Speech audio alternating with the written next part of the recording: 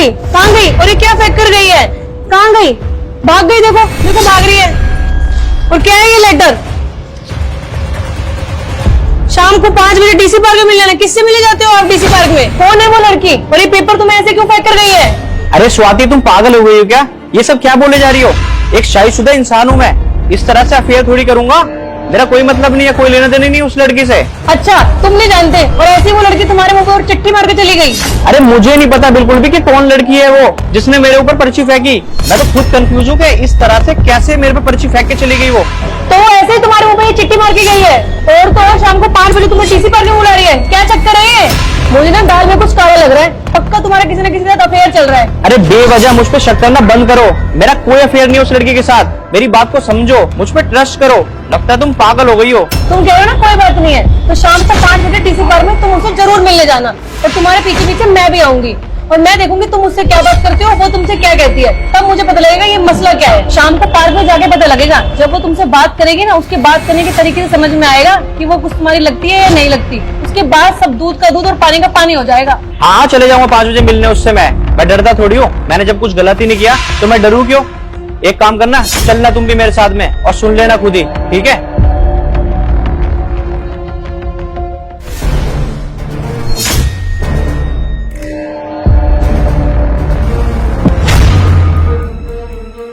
भैया कैसे हो आप? इतने टाइम बाद आपको देखकर भैया मुझे यकीन ही नहीं हो रहा, कितना अच्छा लग रहा है भैया।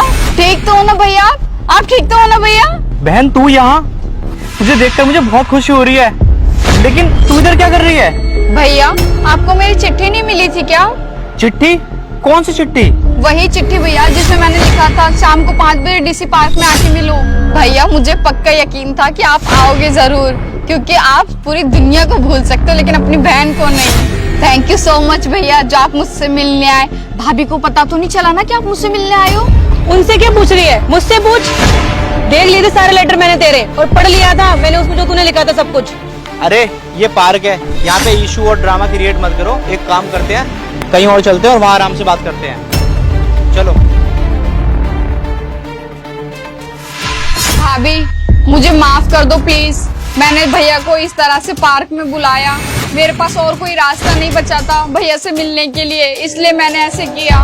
मैं भैया से मिलना चाहती थी, इतना टाइम हो गया, इतने साल हो गए थे भैया से मिले हुए, इसलिए मैंने ये रास्ता अपनाया ताकि भैया कंफ्यूज हो जाए कि उनको ऐसा लेटर किस लड़की ने भेजा है और वो यहाँ पर पार्क में आ जाए मुझसे मिलने। कितनी कॉल्स की भैया मैंने आपको, लेकिन आपने मेरे एक भी कॉल्स का जवाब नहीं दिया। कितनी चालाक है ना तू। कब तक हमारे पीछे पड़ी रहेगी? तुझे पढ़ा दिया, लिखा दिया और तुझे विदेश ही भेज दिया। कब तक हमारे टुकड़ों में पलेगी तू? तुझे बोला था ना तेरी शादी का खर्चा हम नहीं उठाएंगे, तो क्यों पीछे पड़ी है हमारे तू? भाभी मैं आपके कोई पीछे नहीं पड़ी हूँ, मुझे कोई शादी नहीं करानी है।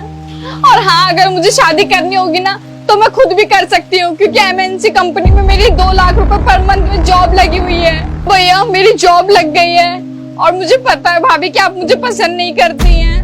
भैया ने मेरी अच्छी पढ़ाई के लिए मुझे कनाडा भेजा और अपना सारा टाइम मुझे देते थे। आपको ये बात पसंद नहीं थी ना भाभी, इसलिए आपने मुझे घर से निकाल दिया ना। लेकिन आई स्वेयर भाभी मैं कभी आपको परेशान नहीं करूंगी और भैया को भी कभी कुछ मत कहना भाभी। बस कर बहन, बस कर। तू पहले ये बता, तू खुश तो है ना? तू जहाँ कहीं भी रह रही है अच्छे से रह तो रही है ना? कोई दिक्कत परेशानी तो नहीं है ना तुझे? भैया आप ऐसे दुखी मत होइए, मैं आपको दुखी नहीं देख सकती। और वैसे भी मम्मी पापा के जाने के बाद आप ही तो मेरा सब कुछ हो और मेरा इस दुनिया में है ही कौन। मेरा तो सब कुछ आप ही हो भैया। आपसे तो मेरा खून का रिश्ता है। मैं चाहे कितनी बुलंदियां हासिल कर लूं, कितनी भी ऊंचाई पे चली जाऊं, लेकिन खून का रिश्ता तो मेरा आप ही के साथ रहेगा ना। मुझे हर रोज रियलाइज होता है कि अपनों का होना कितना जरूरी है। अपने रिश्ते ही अपने होते हैं। भैया प्लीज मुझसे बात कर लिया करो, मुझसे मिल लिया करो कभी कभी। आपके भी तो भाई हैं, आपका भी तो उनसे मिलने का मन करता होगा, उनके पास जाने का मन करता होगा। आप तो अपने भाइयों को राखी भी बांध लेती हैं, मुझे तो कितने साल हो गए अपने भाई को राखी बांधे हुए भी। प्लीज भाभी मुझे मेरे भाई से मिलने दीजिए, प्लीज भाभी। बस कभी कभी मैं अपने भाई से मिलूंगी, बस मैं आपसे और कुछ नहीं मांग रही भाभी। तू सही कह रही है छोटी, मैंने कितनी बड़ी गलती की है। जिस तरह तूने अपने भाई को चिट्ठी डाल के बुलाया, उस तरह तूने मेरे दिल और दिमाग की सोच ही बदल दी छुटकी। मुझे साफ साफ दिख रहा है कि तू अपने भाई से मिलने के लिए कितना तड़प रही थी, कितना परेशान थी, तू कितना मजबूर थी, तू कितना मिस कर रही थी अपने भाई को। मुझसे बहुत बड़ी गलती हो गई जो मैंने एक भाई को एक बहन से अलग किया। मुझसे गलती हो गई। मुझे बिल्कुल अच्छा नहीं लगता था जब ये घर का सारा टाइम तुझे देते थे, तेरे साथ टाइम स्पेंड करते थे, ताकि तुझे कोई प्रॉब्लम ना हो, तुझे किसी चीज की कमी ना हो। मुझे जलन होती थी तुझसे, इसलिए मैंने तुझे घर से बाहर निकाल दिया था। तू सही कह रही है, मेरा भी तो भाई है, अगर वो मेरे साथ ऐसा करेंगे तो मुझे कितना बुरा लगेगा। मैं ये गलती दोबारा नहीं करूंगी। तुम जब चाहे अपने भाई से मिलने आ सकती हो और जब चाहे अपने भाई को मिलने बुला सकती हो। क्या सच्ची भाभी? हाँ, बुलाना क्या है, तू हमारे साथ चल, हमारे घर पे रही हो हमारे साथ। भाभी मैं घर में तो साथ में नहीं रह सकती हूँ क्योंकि मेरी जॉब तो मुंबई में लगी है। बस आप कभी कभी मुझे भैया से मिल लेने दीजिएगा प्लीज भाभी। तेरा जब मन करे जब तू अपने भाई से मिलने आ, तुझे कोई नहीं रोकेगा। भाभी मैं आपको बता नहीं सकती, आपने मुझे जिंदगी की सबसे बड़ी खुशी दी है। Thank you so much Swati, जो तूने हम दोनों भाई बहन को एक कर दिया। बहुत बहुत शुक्रिया तुम्हारा स्वाति। आज के बाद कभी भी ऐसा नहीं होगा। मैं एक भाई और बहन को कभी भी जुदा होने नहीं दूंगी, आई प्रॉमिस। भाई बहन का रिश्ता ही अटूट होता है। क्या आपको लगता है इस बहन ने बिल्कुल ठीक किया? अपनी राय कमेंट में जरूर बताना। अगर आपको ये वीडियो अच्छी लगे तो ज्यादा से ज्यादा शेयर करो और पेज को फॉलो करना मत भूलना दोस्तों।